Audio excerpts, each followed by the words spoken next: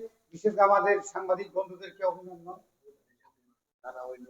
জানাই। আজকে আমরা ত্রিপুরা মথা বিশেষ করে রোমান স্ক্রিপ্ট ব্যাপার নিয়ে আমাদেরকে আমাদের মহারাজ শ্রী শ্রী প্রদ্যুৎ কিশোর দেববর্মা আমাদেরকে যে দায়িত্ব দিয়েছেন, সেই দায়িত্ব পালন করার পর আমরা বিশেষ করে আমরা এখানে যারা তিনজন আছেন, আমাদের স্পোর্টস পার্সন শ্রদ্ধেয় রাজেশ্বর দেববর্মা এবং শিখে জমাতি মহোদয়, ওনাদের উপস্থিতিতে আজকে আমরা দু একটি কথা আমরা বলতে চাই।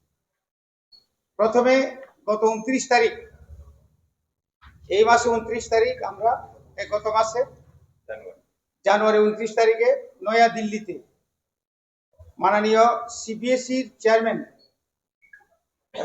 রাহুল সিনহাজির সঙ্গে আমাদের যে বর্তমান অগরক রোমান স্ক্রিপ্ট নিয়ে যে কন্ট্রোভার্সিয়াল চলছে বা যে সমস্যা চলছে, এটা নিয়ে আমরা 5 জনের ডেলিগেট আমার নেতৃত্বে বলবো। আমার সঙ্গে আছেন বিশ্বজিৎ কলই, মানব দেববর্মা, ফিলিপস রিয়াং এবং উমাশঙ্কর দেববর্মা। আমরা আমাদের দাবি, বিশেষ করে আপনারা নিশ্চয়ই জানেন, 14 তারিখ জানুয়ারিতে মাননীয় রাজ্যের মুখ্যমন্ত্রীর সঙ্গে আমরা দীর্ঘক্ষণ বৈঠক করেছিলাম এবং বৈঠকের পরে উনি বলেছিল যে আমাদের যে মেমোরেন্ডাম উনি দিল্লিতে পাঠানোর কথা ছিল, আপনারা যাইতে পারেন, দেখবেন আমি পাঠাইছি এবং আপনারাও যান, আমাদেরকে বলল। এমনিতে আমরা যাওয়ার জন্য আমরা প্রস্তুতি নিয়েছি, আমরা ঠিক যথারীতিভাবে অফিসিয়ালি আমরা করসপন্ডেন্স করেছি ওনাদের সঙ্গে টাইম ফিক্স করার জন্য, আমরা টাইম পাওয়ার জন্য। পরবর্তী সময় আমাদেরকে টাইম দিয়েছে 29 তারিখ। দীর্ঘক্ষণ আলোচনা করার পর উনি এই কথাই বললেন, এবার তো মাধ্যমিক এবং উচ্চ মাধ্যমিকের প্রশ্নপত্র ছাপানো হয়েছে, তো তবু উনি রাজ্য সরকারের সঙ্গে যোগাযোগ করবেন এবং ওনারা চেষ্টা করবেন। পরবর্তী সময় উনি বলবেন যে না, আমরা আগামীবার থেকে যেভাবে হোক কিভাবে আমরা করতে পারি, এটার জন্য উনি প্রস্তুতি, মানে উনি একটা অ্যাসুরেন্স আমাদেরকে দিয়েছে। এবং আমরা বারবার বলেছি যে ত্রিপুরাতে এই পর্যন্ত 3টা যে কমিশন, বড় ভাষাকে রোমান স্ক্রিপ্ট করার জন্য যে কমিশন এবং কমিটি এবং কমিশন গঠন করা হয়েছিল, এটাও আমরা বলেছি। উনি জানতে চেয়েছে আর কি কি হয়েছে, আমরা বললাম আমরাও দিল্লিতেও, শুধু আমরা নয়, শুধু ত্রিপুরা মথা নয়, বিভিন্ন সামাজিক সংস্থা, বিভিন্ন সাহিত্যিকরাও ওনারাও গিয়েছিলেন এবং এ কথা আমরা বলেছি। এবং উনি একথা বলেছে না, আমাদের উনি বিহারি লোক, বিহারের আইএস অফিসার, বিহারের যখন বাইরে থেকে বিদেশ থেকে যখন কোনো প্রধানমন্ত্রী আসলো, তখন তো উনি যখন ভাষণ দেয় ভোজপুরির ভাষায়, তখন তো রোমান স্ক্রিপ্টে ওনাকে লিখে দিতে হয়, আমরা তো হিন্দি দিয়ে ওনাকে লিখে দেয়নি। কাজে এটা বিদেশি ভাষা, ইংরেজদের ভাষা, একথা তো এটা তো মানায় না। এবং রাজ্যের মুখ্যমন্ত্রী বারবার একটা কথাই বলছে, না এটা বিদেশি ভাষা, এটা কোনো মতে দেওয়া যাবে না। এবং আমরা আশাবাদী আগামীতে অন্তত সিবিএসই মাধ্যমিক এবং উচ্চ মাধ্যমিকের ক্ষেত্রে কিছু করতে চলছে, এটা আমরা আশাবাদী 2027। এরপরে আমরা বলেছি যে অন্তত পক্ষে এবারেও দিবে। এবারেও আমাদের অনেক স্টুডেন্ট, ওনার কাছে ডাটা আছে কতজন স্টুডেন্ট আছে, আমরা যে পাঠিয়েছি ওই ডাটা সহ ওনার কাছে ডাটা আছে যে কতজন এখানে যে করক যারা মানে লেখাপড়া করেন, কতজন ক্যান্ডিডেট আছেন, গত কয়েকটা বছরে ওনার কাছে সবকিছু আছে। আমরা বললাম আপনিও তো জানেন আমাদের যে সমস্যা। তারপরে এটার পরেও আমাদের সঙ্গে আরো 2টা গ্রুপ, টিএসএফ এবং টিআইএসএফ, ওরাও গিয়েছিল। হয়তো ওনারা আলাদাভাবে প্রেস কনফারেন্স করবেন। আজকে আমরা এইভাবে আমরা একটা প্রস্তাব নিয়েছি, আপনাদের সঙ্গে মুখোমুখি হবে। তারপরে যে কয়েকদিন আগে, বেশি দিন হয়নি, 2 দিন আগে, যে আপনাদের পত্র পত্রিকায় বিভিন্নভাবে আমরা দেখেছি যে ক বর্গের রোমান স্ক্রিপ্টের পরীক্ষা দিলেই নাকি এফআইআর করা হবে। এটা পর্ষদের সভাপতি অথবা চেয়ারম্যান, এটা অসাংবিধানিক। উনি একজন চেয়ারম্যান, কি করে এই সমস্ত বক্তব্য রাখতে পারেন? এটা কি কাকে টার্গেট করতে চায়, কাকে হুমকি দিচ্ছে? একটা ভাষার উপরে এই হুমকিটা তো এটা বানায় না। রাজ্যের মধ্যে এখানে জাতি উপজাতি বিভিন্ন অংশের লোক আছে, বসবাস করছে। দীর্ঘ বছর আমরা এই কলেজে ইউনিভার্সিটিতে রোমান স্ক্রিপ্টে আমরা লেখালেখি করে আছি, আমাদের ভাষায় পরীক্ষা দিচ্ছে রোমান স্ক্রিপ্টে। এখানে তো কোনো কেউ বলে নাই তোমাদের নামে এফআইআর করা হবে, তোমাদের নামে এই করা হবে, হুমকি টুমকি। এটা তো ঠিক না, এটাকে আমরা নিন্দা জানাই। এই সমস্ত ভাষা প্রত্যাহার করুন, তাহলে আমরা আইনের ব্যবস্থা নিতে বাধ্য হব। কাজে এই কথা বলে আমাদের যে রোমান স্ক্রিপ্টে মানে দাবিয়ে রাখা, এটা কোন মতেই সম্ভব হবে না। দ্বিতীয়ত হচ্ছে আগামী 14 এবং 15 তারিখ আমাদের ত্রিপুরা মথার কর্মচারী সংগঠন আছে, ত্রিপুরা এমপ্লয়িজ ফেডারেশন, আগামী 14 এবং 15 তারিখ খুমুলুঙের নয় হলে মহারাজের উপস্থিতিতে একটা কনফারেন্স হতে চলছে। এবং এর মাধ্যমে রাজ্যের, বিশেষ করে আমাদের যে রাজ্যের যে বর্তমান যে অবস্থা, শিক্ষকতার যে সফলতা এবং আমাদের যে কর্মচারীদের সমস্যা, বিভিন্ন তাদের দেনা পাওনা, এটাকে আমরা ওই দিন বিভিন্ন ভাবে আমরা আমাদের দাবি দেওয়া এবং আগামী দিনে কর্মচারীদের কি কর্তব্য, এটাকে পুঙ্খানুপুঙ্খভাবে আমরা আলোচনা করার জন্যই এবং রাজ্য কমিটিও সেদিন করা হবে, পূর্ণাঙ্গ রাজ্য কমিটি। এর জন্য আজকে আমাদের এই কনফারেন্স, সাংবাদিক সম্মেলন। একটা চিঠি পাঠাবেন সিবিএসই তে, তো এটা কি ওখানে গিয়ে পৌঁছেছে না আপনারা কি? আমরা চেয়েছিলাম, মাননীয় চেয়ারম্যানকে আমরা জিজ্ঞেস করেছিলাম, স্যার আপনি কি পাইছেন? উনি বললো না, আমরা এখনো পাইনি। 14 তারিখে পাঠালে আমরা দিয়েছি, সেদিন তো মকর সংক্রান্তি, ঠিক আছে, ওই দিন নাও পাঠাইতে পারেন। হয়তো দীর্ঘ 14-15 দিনের পরেও ওনার চিঠি দিল্লিতে পৌঁছেনি। জানি না উনি পাঠাইছে কিনা, উনি জানবেন। কি বলবেন এটা নিয়ে আপনাদের? এটা ঠিক না, উনি যদি এই কথা না বললেই চলতো সেদিন, আমি চেষ্টা করব, দেখবো, কিন্তু উনি তো বললেন আমি চিঠিটা পাঠিয়ে দেবো, আপনারা গিয়ে দেখতে পারবেন। আমরা চেয়েছিলাম সেদিন, এই চিঠি আমরা পাইনি। শুধু আমরা পাইনি, আমরা বারবার চেষ্টা করেছি চিঠিটাকে আমরা দেখার জন্য, কিন্তু আমরা যে চিঠি করেসপন্ডেন্ট করেছি ওনারা পেয়েছে। কিন্তু আমাদের যে মেমোরান্ডামটা আমরা আগেই সাবমিট করে দিয়েছি আমাদের অফিসিয়াল, কিন্তু ওনার যে চিঠিটা ওখানে খুঁজছি কিনা ওনারা খুঁজে পাননি। আপনি যে বলেছিলেন রোমান স্ক্রিপ্ট ইস্যুতে মুখ্যমন্ত্রী রাজনীতির জন্য ময়দানে বিরোধিতা করে, মুখ্যমন্ত্রী তো বললেন যে এটা নিয়ে আপনারা মিথ্যা কথা বলছেন বাইরে, আর প্রেস মিটে আপনারা অসত্য বলেছেন, মুখ্যমন্ত্রী এরকম কিছু বলেনি। প্রথমে যে বক্তব্যটা উনি এই কথাই বলেছিল, আমরা মিথ্যা বলিনি, আমরা যেটা শুনেছি সেটাই বলেছি। আমরা সেই যে মকর সংক্রান্তি দিনে, একটা পবিত্র দিনে আমরা যে গিয়েছি, হ্যাঁ উনি খুব হেসে হেসে বললো, কিন্তু আমরা কোনোদিন মিথ্যা কথা বলেন, উনি যা বলেছেন সেটাই আপনাদেরকে আমরা শুনিয়েছি। আমি একা নই, আপনারা দেখেছেন, যারা আমার সঙ্গে ছিল আমরা 5 জন, তাদেরকে জিজ্ঞেস করতে পারেন।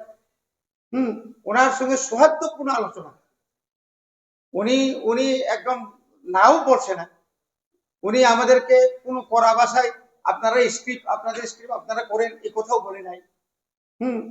কিন্তু আমরা দেখেছি পরবর্তী সময় উনি বিভিন্ন সভাতে এবং আপনারা যখন প্রশ্ন করছিলেন তখন কিন্তু অনেক কিছু বলে ফেলেছেন উনি জানেন।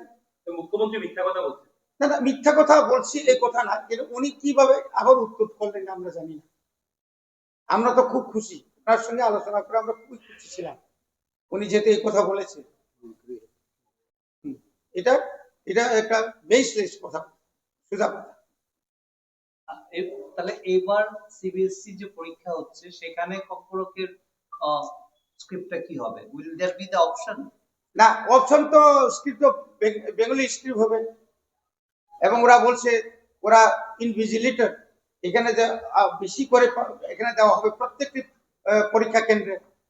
যারা বাংলাতে পড়তে পারে না ওরা ক বড়কে বা ইংলিশ পড়ে মানে বাংলা পড়ে ক বড়কে ওনারা বুঝিয়ে দিবে এবং ছাত্ররাও সুযোগ পাবে।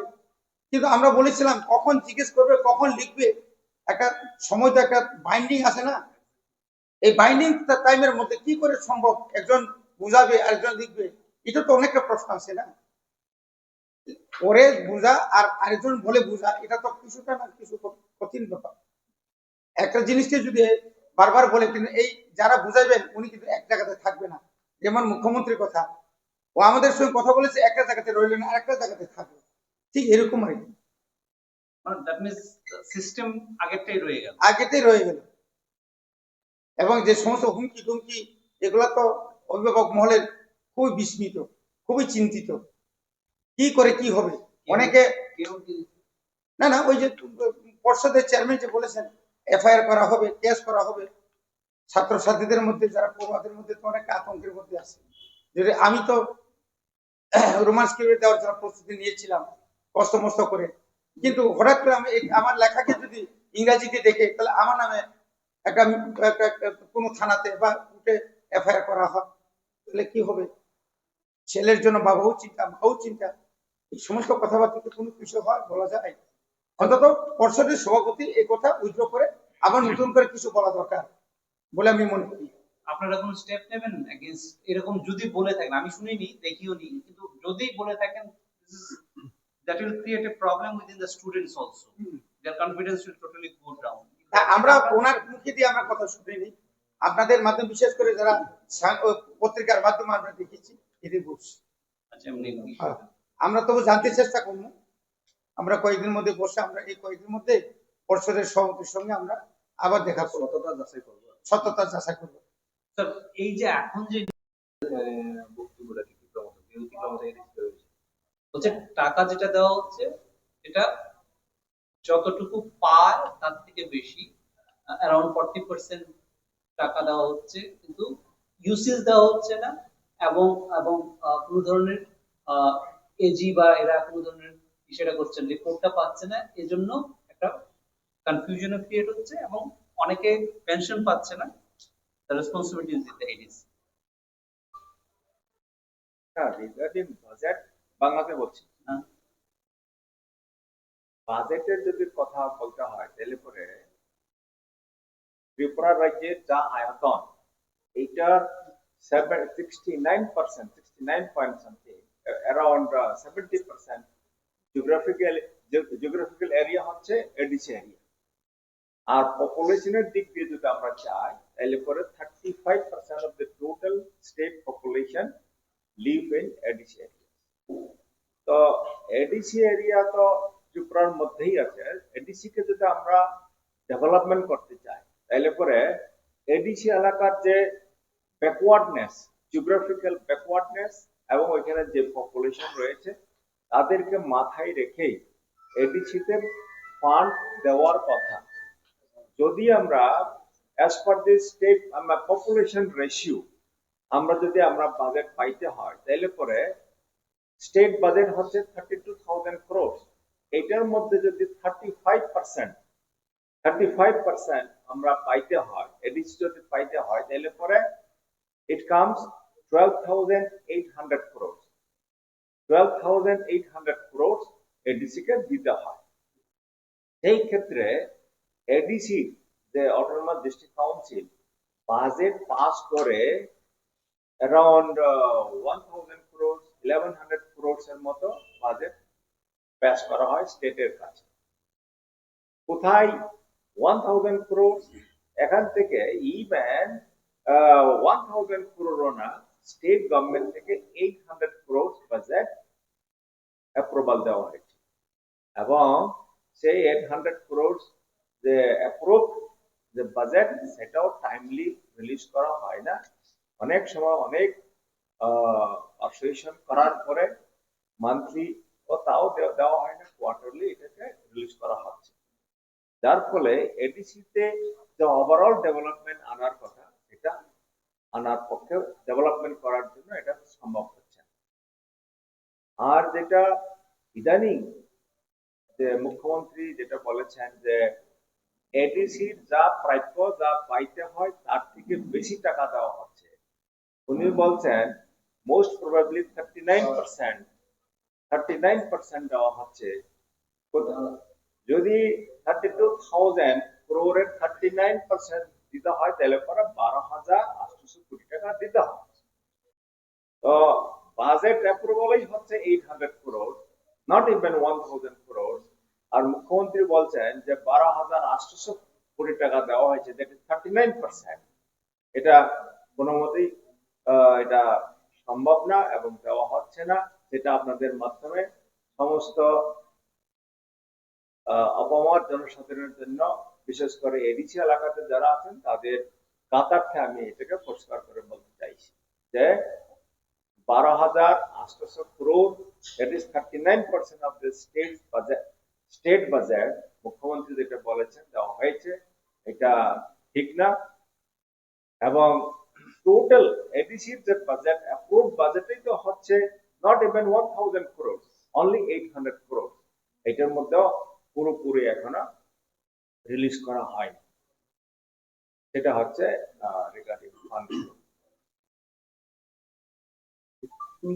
necessary মানে ওদের যা বুঝলাম আমরা where we can understand is the money need not go through the ADC but the money is being utilized in the ADC area.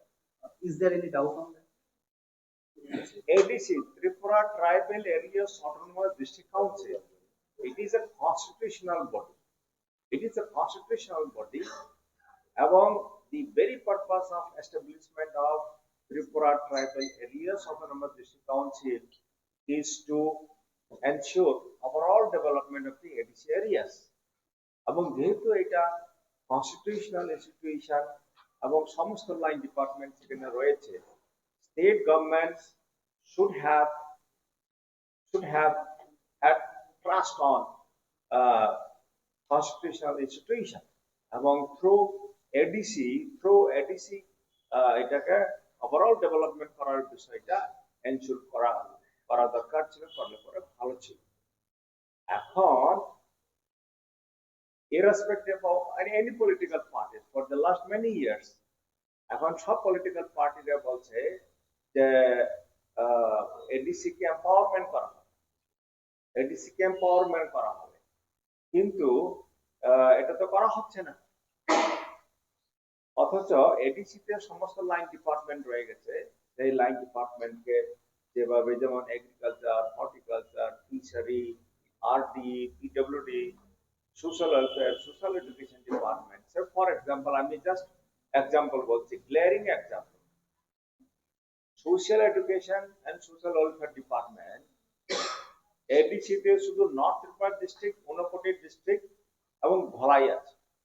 বাকি খোয়াই, ওয়েস্ট, সিপাহী জেলা, তারপরে গোমতী, সাউথ ত্রিপুরা ডিস্ট্রিক্টে সোশ্যাল ওয়েলফেয়ার, সোশ্যাল এডুকেশনের উপরে এডিসির কোনো এখতিয়ার নেই। মানে অঙ্গনওয়াড়ি সেন্টার বা আইসিডিএস সেন্টার গুলা still those anganwadi centres are run by the state department. এটা এডিসির কাছে এখনো হ্যান্ড ওভার করা হয়নি। ঠিক এইরকম অনেক এগ্রি সাব ডিভিশনস রয়ে গেছে। For example, Killa sub division, Killa agri sub division, it falls totally in ADC area, কিন্তু এটা এডিসি কে দেওয়ার কথা ছিল, কিন্তু it has not been handed over to ADC. 2000 সনে একটা গেজেট নোটিফিকেশন বেরিয়েছিল, স্টেট গভর্নমেন্ট গেজেট নোটিফিকেশন বের করেছিল যে 10টা ডিপার্টমেন্টকে up to the district level পর্যন্ত এটা এডিসি কে হ্যান্ড ওভার করা হবে। যেমন deputy director education, even blocks, even subdivision, যেটা ফুললি এডিসি এলাকাতে পড়ে, সেটাকে এডিসি কে হ্যান্ড ওভার করার কথা ছিল। গেজেট নোটিফিকেশন বেরিয়েছে।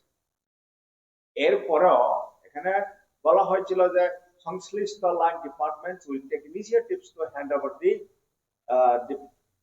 Department to ADC. এখানে এডিসি মানে official infrastructure, assets along with manpower দেওয়ার কথা আছে, এখন পর্যন্ত সেটা দেওয়া হয়নি। তো যার ফলে মুখে বলছে এম্পাওয়ারমেন্ট অফ এডিসি, কিন্তু সেটা মানে কাজে কর্মে কিছু দেওয়া হচ্ছে।